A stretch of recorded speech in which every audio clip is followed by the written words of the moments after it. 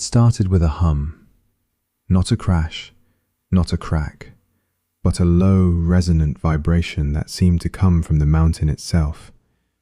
Chronicler Kale felt it first in his teeth, then in the soles of his boots, then in the very rock beneath his feet. After 1,000 years of perfect, absorbing silence, the iron gates of the Forbidden Valley were waking up. Kale stood frozen at his observation post, his oath screaming in his ears, "Observe, never interfere." But some doors, once opened, cannot be closed, and some silences, once broken, cannot be mended. The hum grew louder, resolving into the sound of ancient machinery stirring from a sleep deeper than death. The gates were not just opening, they were offering a choice that could not be undone. Step through and document a world lost to time, or turn away and let the mystery swallow itself whole. He had spent years watching from a distance, noting how light seemed to flatten against the gate's surface, how sound died the moment it touched the cold, dark metal. He had documented the way the air grew still and heavy near the threshold, the way the oldest archivists claimed the gates felt sentient, watching back. Now that vigilance was ending. The silence had broken, and with it, the boundary between observer and participant had shattered. Kale made his choice. He reached for his pack, checked his instruments, and walked toward the sound. Standing before the gates was an exercise in confronting the impossible. They weren't just tall, they felt monolithic, a barrier that seemed less like construction and more like a natural law made physical. The air around them was still, heavy. Some of the older archivists claimed the gates felt sentient, a presence that watched you back. The archaeological consensus placed their age far beyond any known civilization. They were simply there, a pre-dawn relic in a world of midday history. Expeditions had tried before. Most turned back after a few days, their crews citing a primal, formless unease that grew with each hour spent in the gate's shadow. But one team, led by a man named Javan, pressed on. They didn't return. A search party found their abandoned camp weeks later. The only thing left was a single, water-stained journal fragment. The final entry, in Jovan's rushed script, contained a sentence that had haunted Chronicler Kale for a decade. "The gate isn't locked. It's waiting." That single line became the catalyst. A new guild of chroniclers, Kale among them, decided the waiting had to end. The question was no longer if they could open the gates, but what would happen when they did. The weight of that threshold was no longer just physical. It was the weight of a decision that would change history. They assembled not with picks and dynamite, but with instruments designed to listen, to measure, to understand before they acted. Their preparations were a ritual of silence. They laid out sensitive equipment on tripods, careful not to let the metal legs scrape the stone. Needles on gauges meant to measure vibration remained perfectly still. Thermal cameras showed the gate as a uniform, impossible cold. Geiger counters clicked with the background radiation of the world, nothing more. The gate gave them no data. It was a perfect void to their instruments, just as it was to their ears. The moment of contact was not dramatic. There was no great mechanism to trigger, no hidden lock to pick. A junior chronicler, her hand trembling slightly, pressed her palm flat against the cold surface. For a long moment, nothing. Then, without a sound, a seam appeared in the seamless surface. The gate began to yield, not like a door swinging open, but like a curtain parting in a soundless room. There was no groan of ancient hinges, no screech of metal. The silence was deeper than before, a vacuum of sound that felt violent in its totality. The first breach reversed the air itself. Instead of a rush of stale atmosphere blowing out, the air pressure inverted, pulling a gentle, chilling draft into the valley. It was the mountain taking a breath it had held for millennia.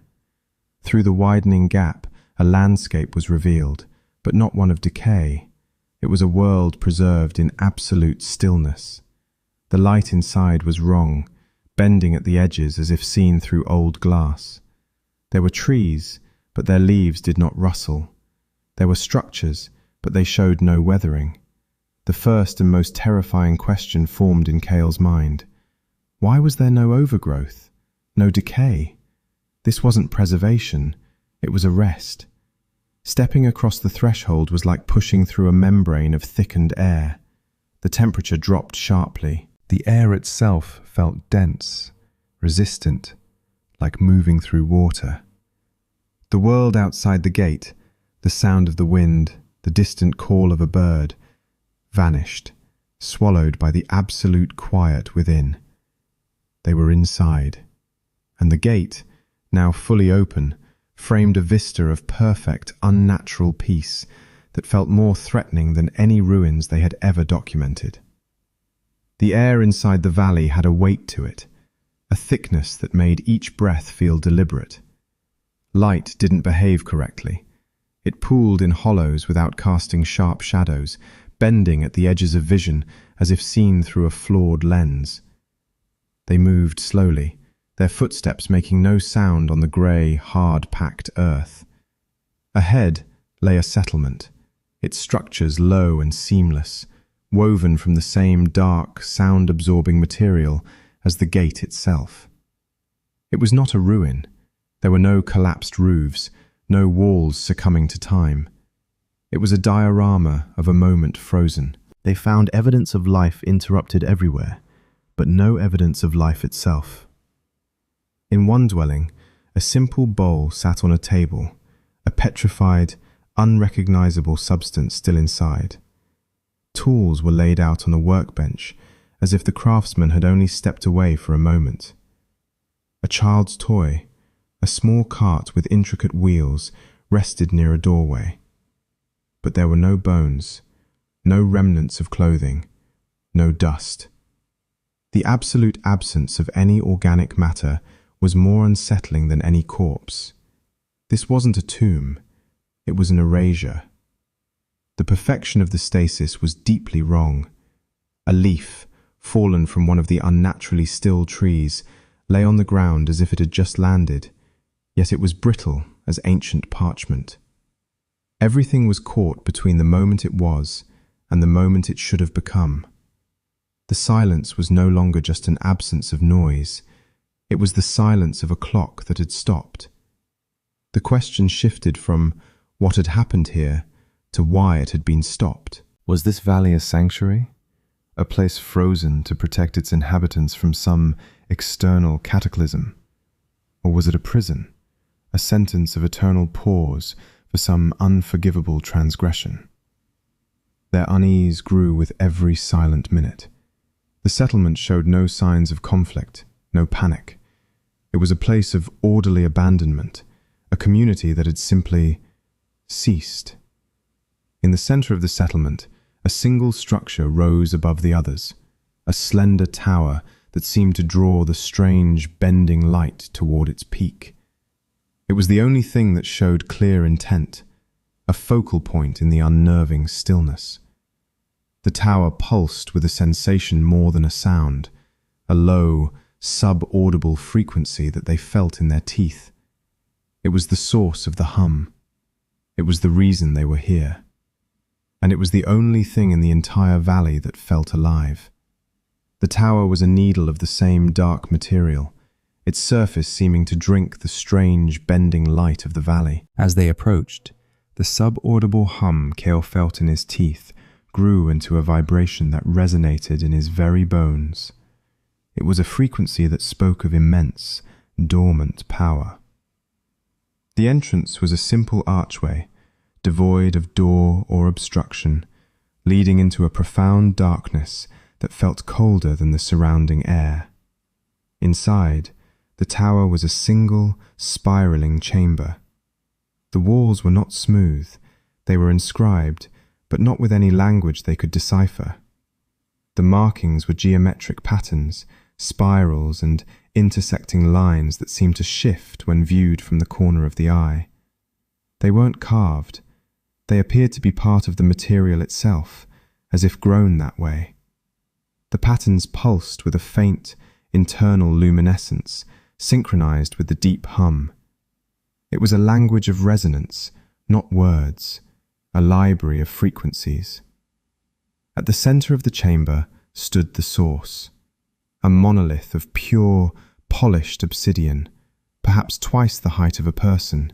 Its surface was a perfect, dark mirror, but it did not reflect the room or their awestruck faces. Instead, it showed a field of stars, a celestial map that was slowly, imperceptibly shifting. Constellations formed and dissolved in its depths, a cosmic clock keeping time on a scale beyond human comprehension. Kale reached out a hand, but did not touch it. The air around the monolith crackled with potential.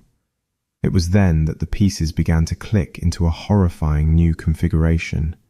The gates, the stasis, the tower, this star chart. This valley wasn't a sealed tomb. It wasn't a sanctuary. It was an antenna. The entire geological formation, capped by this tower and focused by this artifact, was designed to channel an immense energy. The monolith wasn't a monument. It was an instrument. Its purpose was to tether something. Or, a more chilling thought occurred, to keep something out. To create a barrier not just in space, but in the fabric of reality itself. The hum was the sound of that tether holding fast. It was the strain of a containment field that had been active for millennia. The perfect stasis of the valley wasn't a side effect. It was the primary function. Time itself was the barrier. They hadn't broken into a tomb. They had breached a quarantine. One of the junior chroniclers, overwhelmed by the revelation, stumbled forward. Her gloved hand, meant to steady herself, brushed against the cold, star-filled surface of the monolith. The humming stopped. The silence that followed was more terrifying than the hum had ever been. It was the sound of a cord snapping, a lock disengaging. The deep, resonant vibration that had been the valley's heartbeat ceased absolutely. In that sudden, absolute quiet, the air in the chamber seemed to shudder, as if the universe had taken a sharp, indrawn breath. The star field on the monolith's surface flickered, the constellations scrambling into chaotic patterns.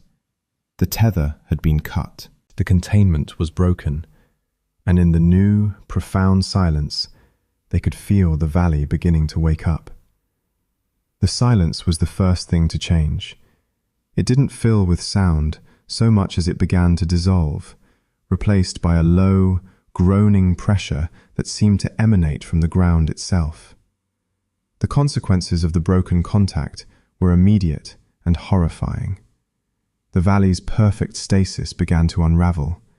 It was not a violent collapse, but a slow-motion dissolution, as if time, held back for millennia, was now flooding back in at an accelerated rate. The structures around them didn't fall from gravity. They seemed to exhale, their geometric lines softening, the dark material losing its cohesion and crumbling into a fine grey dust that fell without a sound. The air began to move. A breeze, faint at first, then stronger, flowed through the settlement for the first time in ages. It carried a scent that was alien to the mountains outside. Ozone, like after a lightning strike, mixed with the profound chill of deep space and cold, powdered stone. As the buildings dissolved, something else began to emerge from the settling dust. Shimmering, non-corporeal forms, like heat haze given sentience, coalesced in the spaces where walls had been. They were vaguely humanoid, but their shapes flickered and shifted, impossible to fix with the eye. They were the residue of what had been here. They were the echo-kin. The forms made no move to attack. There was no aggression in their shimmering presence. Instead, they emanated a profound, mournful energy, a sorrow so deep and ancient it felt like a physical weight in the air. They were echoes of the beings who had built this place, trapped in the moment of their sacrifice. The horrifying realization struck Chronicler Kale with the force of a physical blow. The gates weren't built to keep people out. The quarantine, the stasis field, the immense energy required to maintain it, it was all to keep them in. The Echokin weren't a threat that had been locked away. They were the lock. Their consciousness, their very essence, had been fused with the valley to become perpetual wardens, containing a far greater danger that now, with the tether broken, was beginning to stir. As this understanding dawned, a deep, resonant shudder passed through the valley floor. The massive iron gates, which had stood open and passive, began to move. There was no one pushing them. They swung inward with the same silent, inexorable force with which they had opened, beginning their journey to seal the breach. The quarantine was attempting to re-establish itself. The transition from stunned observation to frantic action was instantaneous. The Chroniclers had to escape. The scramble was a silent, desperate ballet against the closing maw of the gates. The shimmering forms of the Echokin watched their flight, their mournful presence seeming to press the Chroniclers onward, a silent urging to flee the trap they had sprung. Kale ran with the others, his mind racing faster than his feet. The dilemma was absolute. His oath was to document, to preserve knowledge. The phenomenon unfolding around him was the most significant discovery in human history. But his survival instinct screamed that to stay was to be entombed forever in this dying pocket of reality. As he neared the narrowing gap between the gates, a moment of terrible clarity cut through the panic. The monolith. It wasn't just a power source or a control mechanism. As he had seen the star charts shift on its surface, he understood. It was a record, a log of the containment, a history of the sacrifice, and perhaps a key to understanding what had truly been imprisoned here. That knowledge couldn't be lost.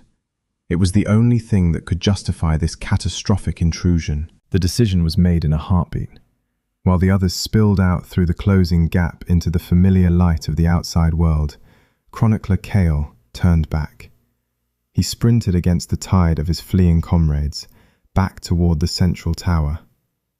The air was thick with dissolving matter, the mournful forms of the Echokin parting before him like mist. He burst into the tower chamber. The obsidian monolith still stood, its surface now showing a frenzied, chaotic swirl of light. It was smaller than he remembered, perhaps destabilized by the unraveling. He wrapped his arms around it. It was cold, impossibly heavy, but he strained, muscles burning, and managed to lift it from its housing. He staggered back toward the gates, the weight of the artifact a physical manifestation of the burden he now carried. The gap was barely wide enough to squeeze through. He took a final glance back into the valley. The shimmering forms were no longer scattered. They were coalescing into a single, vast, luminous presence near the crumbling tower. They were not attacking. They were watching him go. Their collective gaze held no malice, only a profound, weary resignation, as if they were passing a duty they had held for eons to the flawed hands of a new, unprepared warden. Then he was through. The gates met behind him with a final, silent shudder that resonated more in the soul than in the ears. The sound of the outside world, wind, distant birds, rushed in, horrifyingly normal. He stood on the mountainside, the small group of surviving chroniclers staring at him in shock, the heavy, cold weight of the monolith in his arms, the only proof that any of it had been real. They studied the monolith in a chamber built for containment, a sterile vault far from any living settlement. It would not yield to X-rays or spectral analysis. Its star chart surface had gone dark, inert. It was just a smooth, cold piece of obsidian. For weeks, it told them nothing. Then, one night, Kale sat alone with it, his instrument silent. In the deep quiet, he placed his bare palm against its surface, not to measure, but to listen. The knowledge did not come as words. It was a pressure, a series of resonant understandings that unfolded in his mind like a dark flower. The valley was not a prison for the Echo-kin. They were its architects. Their civilization have encountered a phenomenon they could not destroy, a formless consciousness that fed on temporal energy, that consumes not matter, but the very progression of cause and effect. It was entropy given will. To fight it was to feed it. Their only solution was quarantine. They engineered the valley, the gates, the tower, to create a pocket of absolute stasis, a wound in time itself. Then they sacrificed everything. They dissolved their physical forms, weaving their own consciousness into the fabric of the containment field to become its perpetual wardens. The hum was the sound of their eternal vigil. The monolith was their log, their final testament, and the regulator of the field. It was never meant to be touched.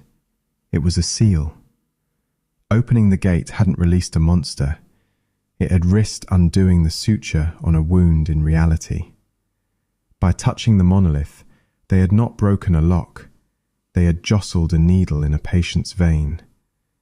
The Echo-kin at the end, watching him leave, they weren't mourning their own release. They were burdened with the terrible task of restabilizing a system critically damaged by intruders. Kale's burden was now of a different kind. He possessed the only record of a truth so dangerous its mere understanding could tempt others to seek the valley, to repeat the mistake, to finally break the quarantine for good. He held knowledge that demanded to remain secret. They returned to the mountain pass a season later. There were no gates. Where the monolithic doors had stood, there was only unbroken rock, a seamless part of the mountain face, as if it had never been cleft. The landscape itself had rewritten the evidence. The air held no chill. The wind made sound. It was an utterly ordinary, forgettable stretch of highland wilderness. The valley, and everything in it, was gone. Not hidden. Gone. The quarantine had been re-established, and in doing so, it had erased its own point of entry from the world. Back in the laboratory vault, the obsidian monolith fulfilled its final function. As Kale watched, its perfect surface clouded over from within, like a lens fogging.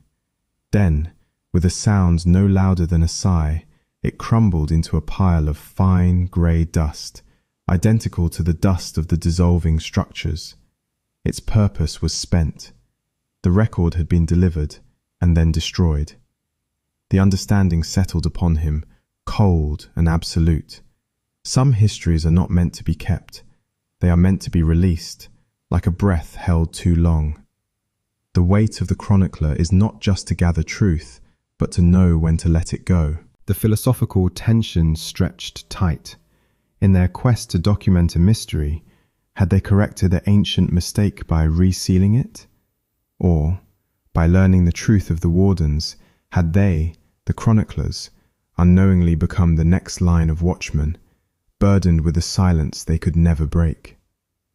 Chronicler Kale now sits alone in the deepest archive, the scent of ozone and cold stone just a memory in the still air. Some gates should remain closed. Subscribe to Fabled Legacies to witness what we dare to document next.